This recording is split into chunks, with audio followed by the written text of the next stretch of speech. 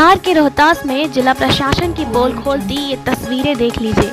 रोहतास में जिला प्रशासन पूरे शाहाबाद प्रक्षेत्र की सीमा को सील करने का दावा भले ही कर रही हो, लेकिन आज सुबह 60-70 की संख्या में दिहाड़ी मजदूरों ने रोहतास जिले में प्रवेश किया और प्रशासन के दावों की पोल खोलकर रख दी। जहां एक तरफ कोरोना को लेकर पूरे देश को लॉकडाउन किया गया था, अभी नए नोटिफिकेशन के बाद जिस तरह जिला की हर सीमा को सील कर दिया गया था, ऐसा लग रहा था कि प्रशासन के आदेश के बिना कोई परिंदा भी सीमावर्ती जिला से रोहतास जिले में पर नहीं मार सकता है।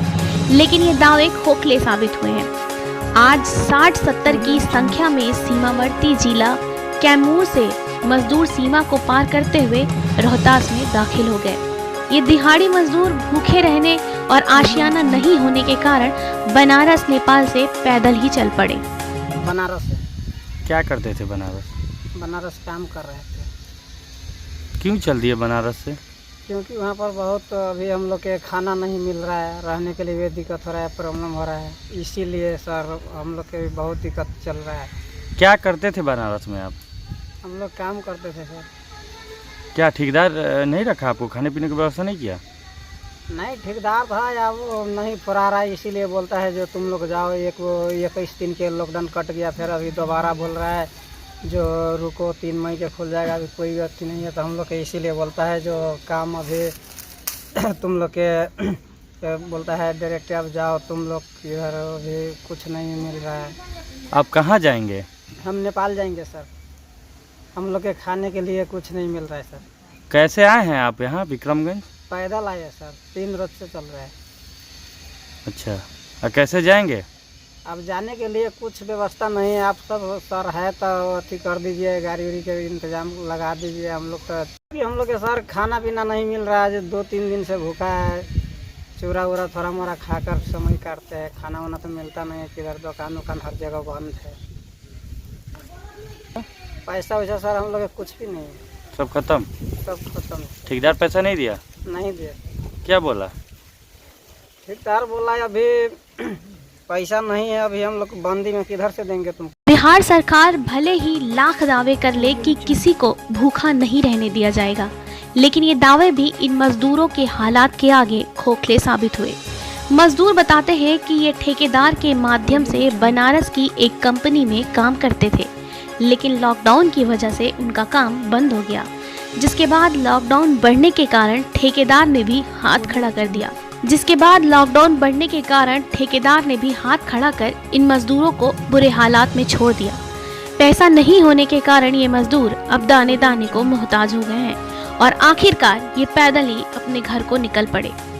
इधर रोहतास जिला प्रशासन भी सवाल के घेरे में आ गया है, क्योंकि अगर सभी सीमा सील है, कड़ी निगरानी भी रखी जा रही है, तो फिर ये मजदूर पड़ोसी जिला से सीमा पार कर कैसे पहुंच गए?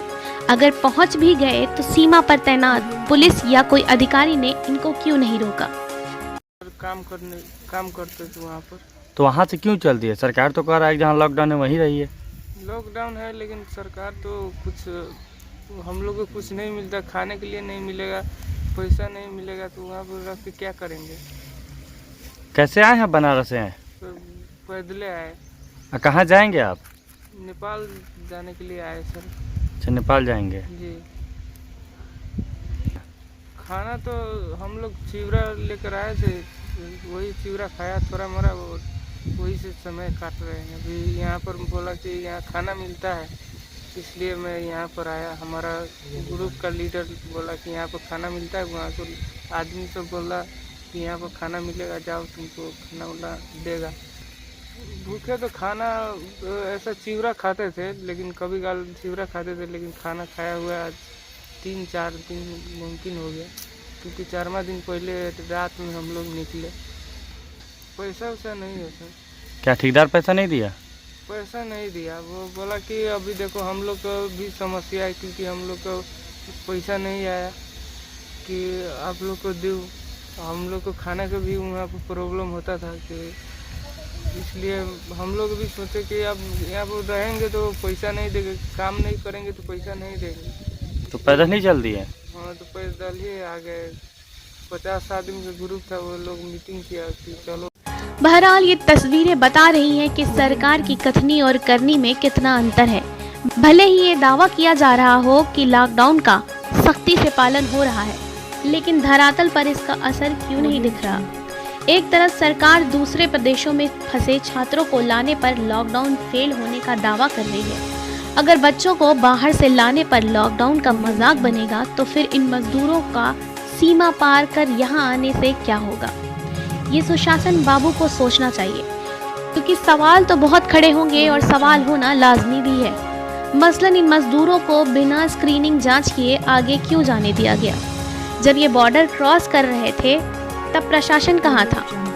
इनमें से अगर कोई मजदूर कोरोना संक्रमित हुआ और उससे संक्रमण फैला तो इसके जिम्मेदार कौन होगा।